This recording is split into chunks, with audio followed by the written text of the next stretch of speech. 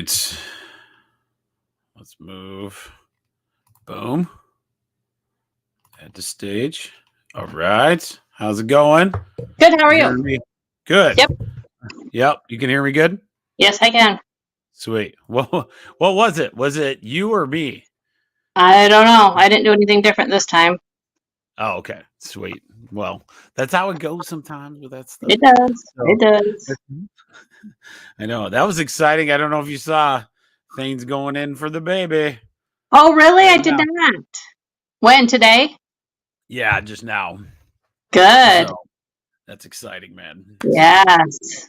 I just said to him, just remember when you write the birth certificate, it's Jeremy with an O. Jeremy with an O. Just remember. Yeah. And I'm I sure gotta they'll have be another all over. one. No, that's right. I know. So tonight should be pretty fun. I got I wanted to go back because we've done so many of these now. This would kind of be more of a laid back one. Last week was pretty intense with the amount of information I was running through. So I thought this week we could do some other cool stuff. Anything new on your front? No. No, not much. Sadie's Nothing. like school. Yeah, she Good. doesn't like that there's all these new friends she's got to learn, but I think overall she likes it. Oh, very cool. Yeah. Excellent. So that'll be awesome. Yeah, so tonight let's go through our little bit of stuff I found. This week was pretty interesting, actually. Dr. Mercola did let me do one thing real quick. I'll be Okay. right back. I'm gonna shut those things so Rachel can actually do something without hearing it. We hear it back there. So stay with me.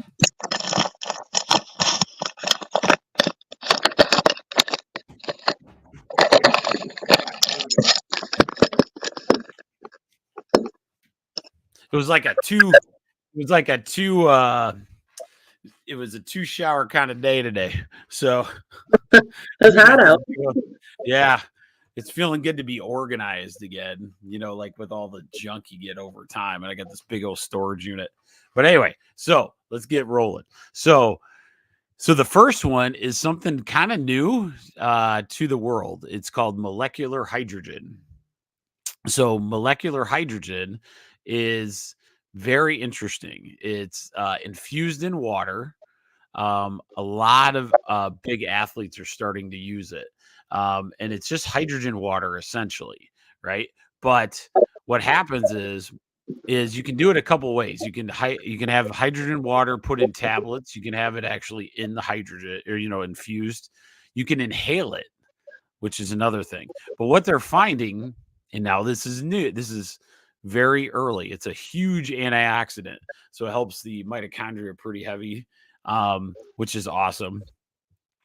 And the other thing is this huge, powerful antioxidant helps the mitochondrial breakdown, right? Because that's the big thing we're seeing with all the crappy foods and stuff that we've had for years. We're starting to see mitochondrial dysfunction. So that's where you see autoimmune diseases, lack of energy, those kind of things.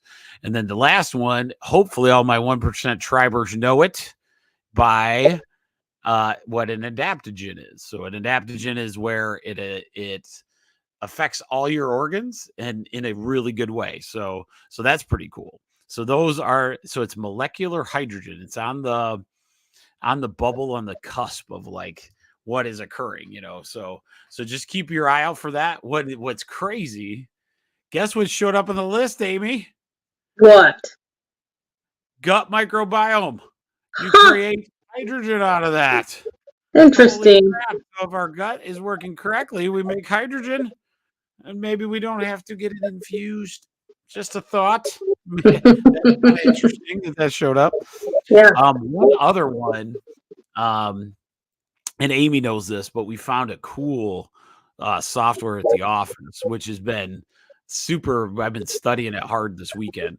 But one of the things, alcohol consumption is now the 4th largest contributor to cancer in the world. And so when we have this chronic alcohol consumption, it's huge. It's like number 4 overall, which is pretty crappy, to be honest with you. So that kind of sucks. But here's the cool part. There are strategies to reverse the damage, right? So there's a few vitamins out there. There's quite a few different things herbally you can do to actually reverse that situation. So I love that because you know what we're about to talk about tonight is going to go into that stuff. Tucker! I'm so glad you guys you forgot all your combs in Wyoming, apparently. Yep. I see. I see you. Can put That a was hat awesome. on, you know. Say we only got 2,000 people out here, Tucker. I just let you know that. Yeah, he don't care. I know that's the best part of that, man. Okay. So in the last one I have, that was awesome. He's just such a beast now. He comes back from that thing and he's like skinny and like he's a beast. I love I it. know. What an adventure. We'll have to get him out here and like see how he liked it. That would be cool. Actually, Yeah. one night. My brother Ryan's coming next week for an interview. So that's Oh, pretty cool. good. Yeah, he wants to be a regular. So I Yeah, was like, dude, for the motivation ones especially, right? definitely. I almost got him for tonight, but I really like to do the interview style where, you know, I'm not the one talking. But so last one is acid reflux medicines. They're called protein pump inhibitors. A lot of people know what they are. PPIs. They are actually linked to increased migraine headaches. So that was a new one that kind of came by, that migraine headaches could be increased by somebody having acid reflux meds. So those are some things to just keep in mind as you go forward, you know, as we go. The other big promo I have tonight, I should have done it on a few different things, but I'll get it. We're September 28th it's looking pretty good up there. We're getting our party barn set up to have a cool conference. This conference will be really neat. It'll be at our home. It'll be fantastic. It's going to be on inflammation and like how to approach it in several different ways, not just nutritionally, but mentally, movement wise. It should be a blast. It's a whole seminar, 9 to 4. It's going to be awesome. Sign up at the office if you'd like to come out.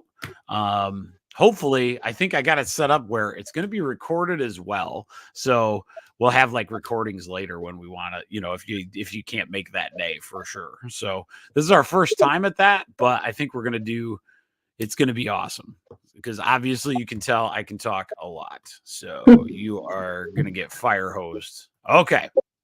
So let's go into it. Where's it at? Okay. Google Slides. All right. Hang on. Google Slides. Add. Yep. All right. I just got to find the one I want. Oh, there it is. Select that one. Okay. So once this gets going here, we will add it to the stage. There it is. Okay. So what we're going to talk about tonight is actually why we're doing this. Okay. So we want to go back. Amy and I have been doing this like 2 years straight, right? And so sometimes it's always good to go back and understand what the 1% means. What does that actually mean? And I wanted to go through it in the sense of how my brain thinks about it. So, which could be a giant squirrel. So hopefully that's why I make slides. Okay. So what we're going to talk about is 1% improvement every day and what that actually means. Okay. So how to live the 1% lifestyle. This is where it can be so powerful. It could be one of the things that absolutely changes everything, right? And so this 1% idea is every single day we're trying to do something better. All right. So this is why I wanted to bring this up. Hopefully you guys enjoy this. This is a bucket with a bunch of holes in it, and it's allowing the water to come out.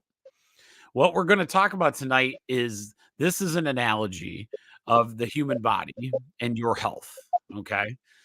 The bucket represents your essence or your energy or whatever you want to call it. The water, I'm sorry, the water does. The bucket is actually your human body. So as you can see, there's a bunch of holes in there. Those holes represent different issues. Okay. So let's go into that. So I think the next slide is that. So though think of the holes as the issues that we face every single day. Okay. So what do so what and so I'll read it. So we can lose sleep chasing all the holes in our bucket. What can those holes be related to? Right? So bad eating habits, bad mental habits, bad physical habits. These are all different holes. Financial habits, spiritual habits, career habits, relationship habits. They're all holes in a bucket. Okay. Not every one of them is causing a certain condition, but all of them together cause this major condition that can be there. Okay. Now, the ones that we know, sometimes you can have genes, like some kind of major genetic condition that causes a big hole in your bucket, right? So that is one that we have to talk about all the time. The other is physical ailment. So let's say you broke your arm, right? So that would be a physical ailment or a physical ailment that could cause something, or a major thing, a shark attack where you lost your leg. Lots of situations. One of our favorites is this VA. I think he's a physician's assistant, actually, gets adjusted, but he has one leg because when he was in the military, he lost it. So those kind of physical ailments lead to your bucket having holes in it. And then, of course, the medical conditions you're currently running with have a lot of those holes in the bucket as well. Okay. So there is that. All right. So this is how typically we kind of go about it. If you see, there is Band-Aids or tape onto the bucket hole. Is this a bad way to approach what's happening? So what I mean by that is, let's say we find that this list back here, you decide to start doing something about them. So we start getting rid of eating habits. We start take some medicine for a certain condition. Let's say you start exercising a little bit more. So you're trying to basically patch the holes essentially. So once we start doing those, you're starting to patch the holes of this bucket that's got all these holes in it. But you notice something on this slide that, let me do this. I'm like kicking back a little bit. Can you still hear me good? Yeah. Okay, cool. My microphone was like coming back. It was like a little back. So anyway, so all these different holes we want to address, but when we address them, this is kind of like the outside in approach. Okay. So when we address them, typically we're trying to create something on the outside. Like we're not taking care of the inside out approach, which is a lot of the chiropractic. Okay. And so that's what we're going to go into. Is this a bad move? No, you don't want a bunch of holes in your bucket. And so the more you can get rid of those holes, the better. All right. Now we're going to go in. So going around the bucket and trying to fix all the holes can be daunting, though, because now if we go back here, what if this one is the one that always been said that there's no fixing it? Your family is genetically determined that this hole will always be there. It's in my genes. I got, diabetes in my genes. I got cardiac stuff in my genes, right? So is there a chance that this hole, maybe not, you never know. Like as you go, depend on the genetics that are currently there, right? But we're going to talk about that and why the 1% is so important. So going around the bucket, trying to fix all the holes in the bucket, is there another way? We can do many things to improve our health through looking and blocking up those holes. But the key is to understand all the aspects. This does not lead you. So just blocking those holes does not lead you to true health and well-being. What can you do to make sure that our health is vibrant and constantly moving in a great direction? It would be filling the bucket. Okay. So, filling the bucket, what happens? There's constant motion, there's constant energy into the system. Yes, there's holes present, but you never run out of the energy. The goal is to have the water, right, stay in the container, right, and use that energy for what it needs to be done instead of leaking out. So, what you want to do in your brain is think tonight, especially think tonight, we're going to start increasing the water into our bucket. Plus, as a side thing, we are going to look at, blocking up as many holes as we possibly can. Because some of the moves we'll do both, right? So that it's not either you'd have two different situations on that. So there's that. All right. Does that make sense so far? Yeah. Okay. Filling our bucket is the true key to health and healing in every single way. Okay. This is where people fall off the map. So, with not only trying to block up the hole, which is that's our entire life existence and health, right? But the various holes, like by eating better, moving better, thinking better, we have another key to health that is to fill that bucket by taking on and improving actions throughout your day. So let's look at how we could do this in a case study. All right. So it'll start making sense once I put this up here. Okay. All right. So here we go. Okay. I will call him Sam, the overweight smoker. I always thought this is just a whole made up guy. Okay. Sam is a happy go lucky guy who loves his family. He likes his job, but his health has gotten away from him. He got fat and happy, is what we hear all the time, right? He now hurts a lot and is 70 pounds over where he would like to be. He's a chronic smoker, he's done it for years, and now wants to create a better life. He went to his doctor, and all of his numbers are out of control. But the scariest one to him was when he's really close to being diagnosed with diabetes, and he's seen that in his family, and he does not like the outcome. What his real motivation is, because the why is so important. And Dr. Matt and I was talking about this.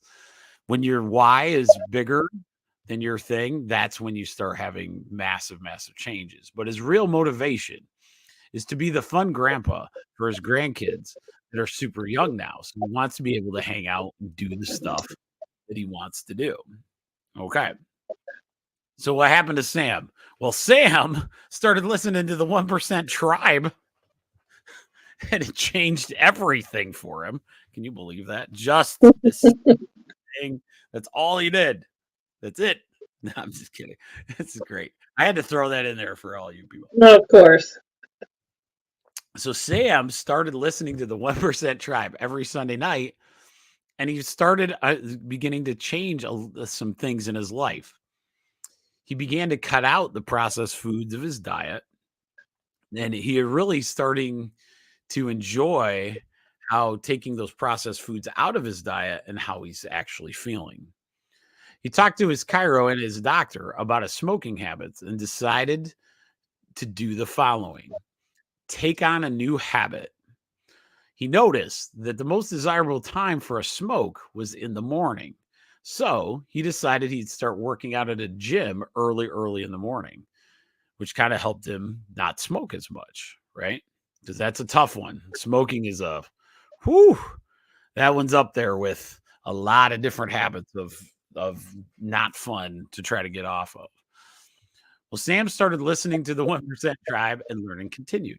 So Sam decided to start meditating at night as well. He sits quietly and begins with about 5 minutes. And if you're watching the little things, there's a little plus at the end, which we'll tell you about in a minute. He continues to learn about the power of plants and food that really does make a huge difference in understanding of what he's putting in his body. So he constantly started listening to 1% Tribe or, anything really that was health related. And he started to understand the things that we're asking. We're saying, okay, these foods are powerful for you, so why not switch?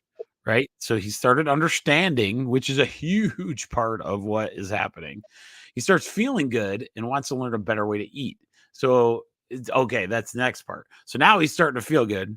Now he wants to learn how to eat. So he goes with Dr. Rachel, figures out a system, and he starts doing that so that he creates this new eating habit. All right. So Sam still has his vices. He still has a sweet tooth, and that comes and goes from time to time. He still smokes, but it's less time per day, but still does it. And he still watches too much TV, he says. Okay. So, based on the things that I showed you and the negativity, right? The negative things that are still in there, how do you think Sam's doing? I'm going to throw Amy under the bus. So, how do you think? Until we get I, to that's right. I think he's still doing good because 1% is 1%. You're not trying to fix everything all at once. Exactly. And so once you take that step forward, you can see where this goes. Now, the truly amazing thing about 1% is the next slide I'm about to show you. So with Sam's movements to the general population, we're going to say, oh, he's not there yet. We got to still grind. We got to still do a lot of these different things, right? So one of the problems with that is what we when, for my college years, my brother Ryan's coming on next week, and we are big gym people. We enjoy working out. We love it. One of the things that I remember was the motivation and understanding that motivation and seeing what happens, like when you fall off of that, right? So when you fall off of it, the massive amount of societal guilt is like over the top, right? And so because we're not doing it, or we gained or lost, or the societal guilt is so massive that it actually it limits our ability. It overwhelms our thought processes, and when you're overwhelmed, it's really hard to keep going on anything like that. And so a lot of times, this is where celebrating the wins that Sam has just went through just by changing a few things is huge. And I'm going to show you physiologically that it actually does that. All right, so this is what's so cool. Okay, so now let's look at the stuff that Sam has added to his life just now. Okay, is it perfect? Nope. But watch this. So he started working out. So he gets a little plus in the plus column. He started meditating. He gets a little plus there. He started eating clean. Get a little plus there. And now he's learning foods, which is a mental huge plus because now he'll understand what to grab, right? So he has 4 pluses on the new good habit side. The bad habit side, he still smokes. He's got a negative. Still watches too much TV. There's a negative there. And still does some sugar. So there's some negative. But just based on this formula, he has done, and we'll go back to it. We'll go back to the bucket, right? He is actually, based on the new habits, he's a +1, which means that he is filling his bucket, if that makes sense, versus allowing that bucket to get low. He's a +1. Imagine if he doesn't do any of this new stuff. He was a minus, let's say it, just based on this chart, he's a -3, right? So now you're losing energy. You're losing vital force that your body really, really wants. And it's absolutely amazing. So just think of those small little things that we've done that are just, it blows your mind, man. Like, so these little things, a 5-minute meditation, learning, I'm going to work out, right? Each day, you can take your own pluses and minuses and see where you're at. Do I end the day with completely, like a plus, right? I always give the example because she blows my mind all the time. Okay, so I have a patient. I think she's about. I won't say her name ever, but she's about 87. The lady works out like a fiend. She eats really, really well. She, oh God, hangs out with her friends. She does very, very active lady, right? She smokes like a chimney though. So 87, she's been smoking for 30 years. Now, am I going to say that, it's over? You should, every time I see her, should I be like, you know what? You should stop smoking. Of course, she knows that, right? But she's done so many positive things that she hasn't seen. She is a healthy individual overall, right? And for me, that's a big thing that we're saying here tonight. I'm not saying that I'm into smoking. Obviously, you're not. She's not either. She's trying, man. She's done it for so long. And so the more I can learn, I can teach her to learn different things, the better she does. Now, has she reduced? Yeah, which is awesome. But we talk about it all the time. She's like, it's my one vice, Jeremy. It's my one vice. I'm like, okay, that's fine. I'm here for that. I'm here if you want to talk about that, that's what I do. Right. So that's what all of us do. Amy does the same thing, like it's all those cool conversations. And that's why it's helpful to have somebody like a chiropractor that really gives and a therapist that we care about the rest of your time. And that's why this 1% improvement is so friggin' important to me. It is so important because look at that, a +1. I mean, for me, that's huge. That means you're improving your health every single day by getting into the +1. And so that's what my drive has always been for me personally. I've seen this time and time again where I just absolutely love, improving something every day, so I just wanted to throw that on out there. And then I think okay, so now why is the +1 so important? It gets bigger, and because we're used to big huge big huge words here. So if you haven't heard, if you get on my Substack, by the way, you can get if you get on the Substack, I'm going to try to put it in the comments before I get into this part. www.tribe1.substack. Substack.com.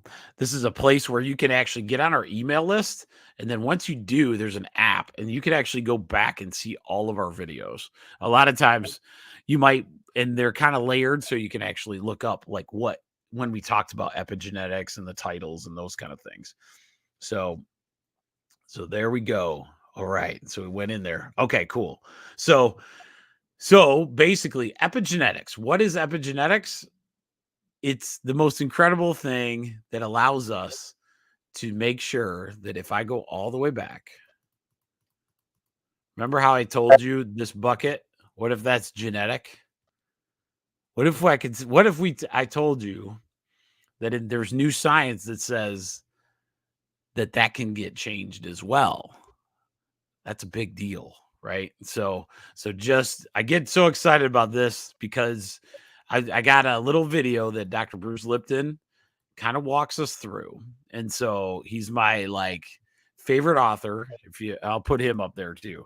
Go get his books. They're a little, he's a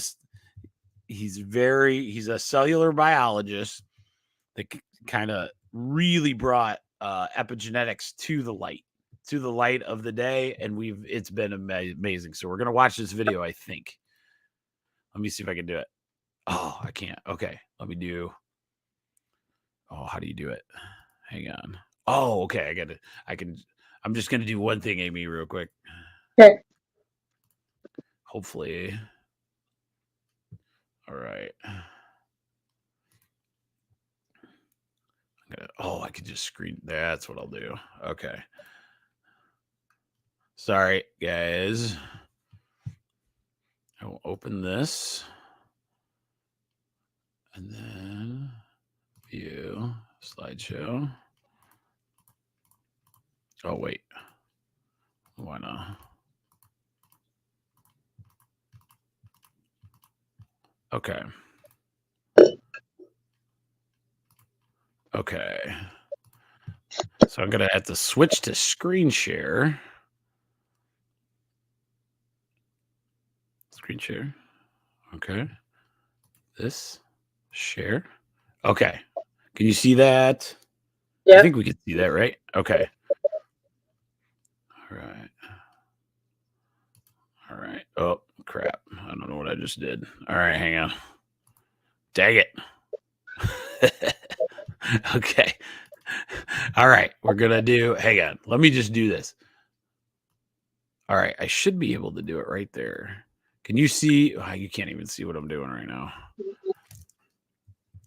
Sorry, guys. New stuff. Okay. Put this back up. Add to stage. Okay. This should work. All right. Let's see if it works. Boom.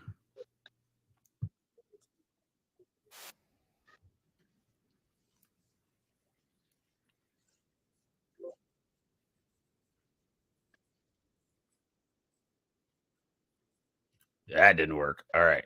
What is happening? Share this tab instead. There we go. Okay, here we go. This is going to be way better. Okay, here we go. And it really got emphasized when we got into the nature of DNA, because once they understood that the DNA was a blueprint to create your body, they also said it's the same DNA that controls your emotions and your behaviors. Are you pre-programmed? Well, since you didn't pick the genes and you can't change the genes, and apparently the genes turn on and off by themselves, that consciousness led us to believe that then our life is controlled by our heredity and we become victims of that life. And as it unfolds, that's just the way life is. Well, yeah, that was true for a long, long time. Interestingly enough, our understanding of heredity has profoundly changed. There's a revolution, which I discuss all the time, about the new science called epigenetics. The revolution is in the meaning of epi. Epi means above. So if this character is under epigenetic control, it means this character is under control above the genes, epigenetically. Well, wait a minute. Epigenetics is how environment, or our perception of the environment, is programming our genetics through our life experiences. Well, if you understand that, then we go from victim of heredity, genetics, to master of your life via epigenetics. When do these programs come in that shape our epigenetic mechanism? These programs started even before you were born. That's genetic determinism, which then reduced the mother's function to nothing more than providing nutrition so that the baby will grow and allow the genes to control its life. Well, that model is out. Epigenetics says, no, genes don't turn on and off. That's the first big error of everything. Why? Well, what is a gene?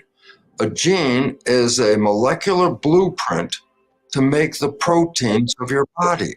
The proteins are very complex molecules, and the genes provide the pattern to make these molecules. So, yep, genes are blueprints. Relevance to that is, well, I always say this in the lecture. I say, you go into an architect's office and she's working on a blueprint, and I say, you ask your architect, hey, is your blueprint on or off? And she would look at you like, what, are you crazy? I said, why? She would say, it's a blueprint. There's no on and off. True. A gene is a blueprint. There's no on and off. A better way to look at it is if you were the architect. It's the architect that reads the blueprints. It's the architect that can adjust the blueprints. The mind is the visual picture of where you want to go. And then the brain translates that picture into complementary chemistry, the chemistry that will manifest that expression. So the brain releases the chemistry that's going to shape your biology to actually create the vision you're looking for. And it does it through the chemistry that goes into the blood. Well, the chemistry is the information, environmental information, that controls the activity and the readout of the genes. So, point is this: your consciousness is creating a chemical cascade that will make a physical complement to what you are thinking. Well, let's go back to that child or fetus in the womb. The child or fetus in the womb, of course, is not experiencing the world or have any ideas of it. But guess what? The mother's blood has all kinds of organizing information. Hormones, growth factors, neuropeptides that deal what? With her life. If she's emotionally upset, the chemistry of upset is in her blood. If she's happy, the chemistry of happy is in her blood. But then her blood is the one that's going to the fetus. The fetus has no awareness of what's going on in the world, but it's receiving epigenetic information to adjust its biology from the mother.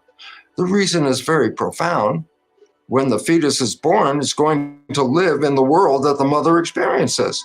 So the mother's perception of the world, which becomes chemistry, is passed to the fetus, which prepares the fetus genetically to go into that environment that the mother is experiencing. The mother is the equivalent of a Head Start program. She sees the world and what's going on and sends that information to the fetus, and that information epigenetically programs the fetus to best fit the environment of the mother. Well, that's called nurturing. The mother is helping create the future of that child via epigenetics. Well, then after the child is born, now it has its own experiences. And the brain of that child will respond to its experiences by making chemical cascades that correlate with those experiences. So if they're positive experiences, great. The chemistry from a positive experience will enhance the vitality of that child's genome. But in contrast, if it's a negative or threatening experience, well, that also affects the epigenetics, but puts it in a different direction. I say different direction. I say, yeah, there are two directions that are coming from nurturing. One supports growth, the other supports protection. And the significance is you can't be in growth and in protection at the same time. Why? Well, growth is go to the stimulus, arms open, and take in the stimulus. Be it food, be it love. It's the stimulus. Protection is there's a threatening existence in that world, and the child wants to protect itself. What's it going to do? Cover itself, hide itself, wall itself off from the threat. Well, the difference is growth is open and go to the stimulus and take it in. Protection is go away from the threat and close yourself down. Well, you can't go forwards and backwards at the same time. You can't be open and closed at the same time. So the relevance is the experience of this child and his perception of the world is going to adjust its genetics. Is this nurturing? Of course it's nurturing. What is nurturing? Adapting and adjusting to the environment. And the genetics via epigenetics is the mechanism that takes a nurturing experience and programs it into the genome. We are the creators of those experiences. You're not the victim of your genes. You're the epigenetic master of your genes. And nurturing now supersedes the idea of nature. Why? Through nurturing experiences, a single gene blueprint can be altered by life experiences to create over 3,000 different molecules of proteins. Whatever genes I came with do not necessarily in any way program my future. Why? My epigenetic experiences can rewrite the outcome of those genes. The outcome of those genes, well, that's your life. Nature originally was, your life is totally out of your control. The genes have it covered, and your life has been programmed at the moment of conception. We now move to the opposite side of that spectrum because in today's world of epigenetics, the readout of those genes are subject to your perception of life. Your perception of life means your power. It's you that control this. And therefore, we're now in an revolution of what? Taking your power back. You are not a victim of your heredity. You are the creator of your life. Quantum physics is the most valid science on this planet. There is no science with more truth in it. Principle number one, consciousness is creating your life experience. If you understand that, this is exactly what nurturing was all about. Your consciousness of your experiences is what's going to program your genetics and your behavior. So the old argument, nature, nurture, nurture, nature, well, it's decidedly changed in the current world because nature is a small part of the contribution to our future. It's nurturing that has the most power in creating the life we want, the life we desire, the health we wish for, the love you look for. All of that is your power because your experiences in life are going to adjust that mechanism to manifest what you want. You are powerful creators. All right. Remove that. So that was really good, huh? I love that Yeah. one. Yeah, Yeah. that's a good one. Yeah. So one of the things that I love, let me get out of this. Stop sharing. Okay. So we're good. One of the things that I love about just the whole idea behind epigenetics is the concept that it's nature and nurture in a sense, right? So both arguments are correct. And that's one of the things that I we always said nature or nurture, right?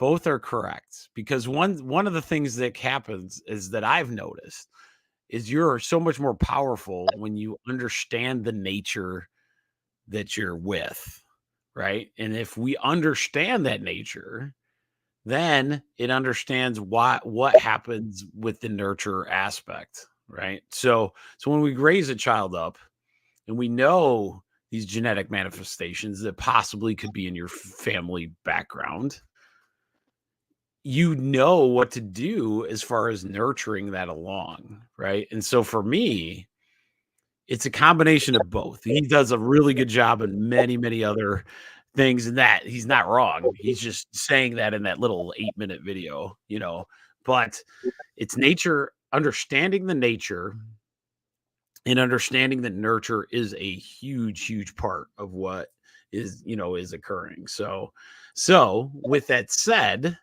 why do we go into that when I'm talking about 1% tribe? When you're able to nurture your own physiology to where you're in a +1 situation or better, which easily you could do that, you're going to nurture yourself into where your genetics will be beyond belief, right? Now, there are situations, there's all kinds of those things. There's always going to be the what if type situation for everyone, right?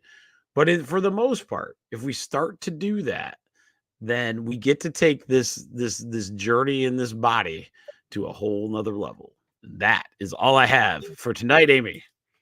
So there you go. It was a good one. I wanted to say something about improving something 1%. Sometimes we get stuck in our head and are all like, I am really bad at aiming, striving for perfection instead of progress.